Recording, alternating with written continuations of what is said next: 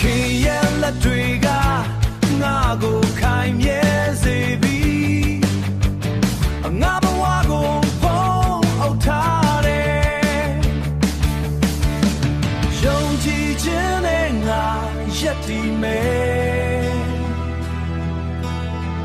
လိုင်းကြီးတွေကြားမှာပင်မလှရှားပဲ